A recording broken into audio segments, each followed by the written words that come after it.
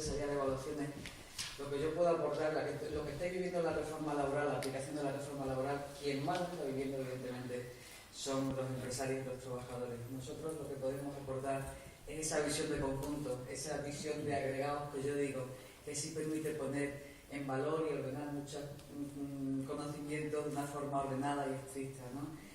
Como bien sabéis, la reforma laboral no es algo que surge de la nada, surge de un proceso muy importante de reforma, un proceso que yo siempre defino en tres pilares: el pilar de la consolidación fiscal. Muchas veces dicen consolidación fiscal, realmente no gastar más de lo que se tiene, pero que sí es importante poner de manifiesto que se ha intentado hacer con este gobierno desde la equidad. Lo decía el otro día el presidente en el debate, ¿no? Se ha mantenido lo que es la espina dorsal del estado de bienestar. Y las pensiones, por ejemplo, han subido de 111.000 a 126.000 millones de euros y las prestaciones por desempleo del último año subieron un 10%. Es decir, se ha atendido en la crisis a la gente más vulnerable. Igualmente se ha hecho la reestructuración del sistema financiero. Muchos dicen, bueno, realmente, ¿qué supone la reestructuración del sistema financiero en mi vida? Y por poner los números en valor, ¿no? El hecho de que la prima de riesgo haya pasado de 680 puntos a 288, que creo que estaba, ha supuesto un ahorro de 8.800 millones de euros en el presupuesto general del Estado, con el cual se paga un tercio de las prestaciones por desempleo. Lo digo porque hay veces que los números hay que, entre comillas, humanizarlos, ¿no?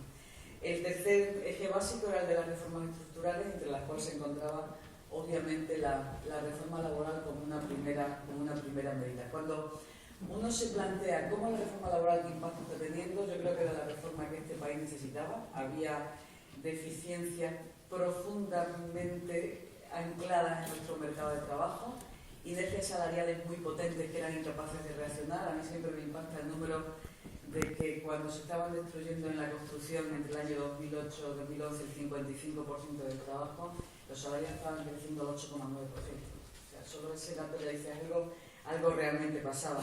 Había una absoluta falta de flexibilidad. Éramos el cuarto país por la cola en materia de flexibilidad. No se podía hacer nada ante situaciones cambiantes de la empresa.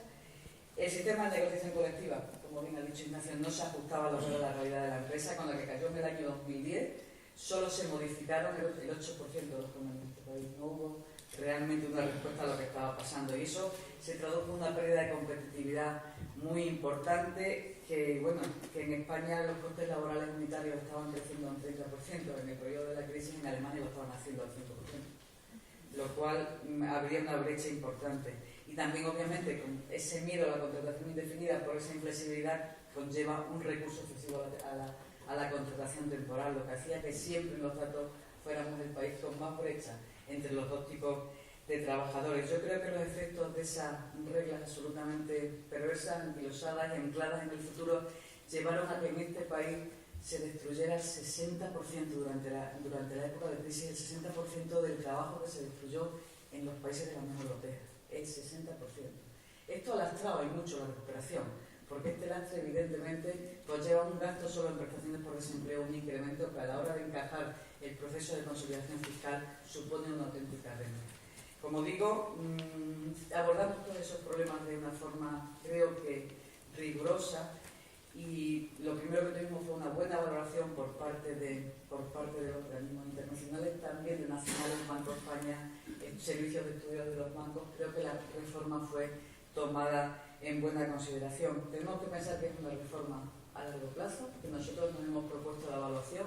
Ya la misma ley se decía se evaluará y se presentó en el mes de julio la primera evaluación de la reforma. Posteriormente se ha hecho otra evaluación por la OCDE, de tal forma que seamos capaces de ver si realmente está encajando y está dando los frutos que todos esperamos de ella.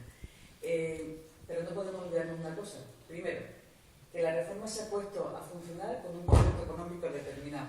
El contexto económico es que estamos en un proceso de ajuste, de consolidación fiscal, en el cual se ha destruido dentro del sector público 375.000 puestos de trabajo.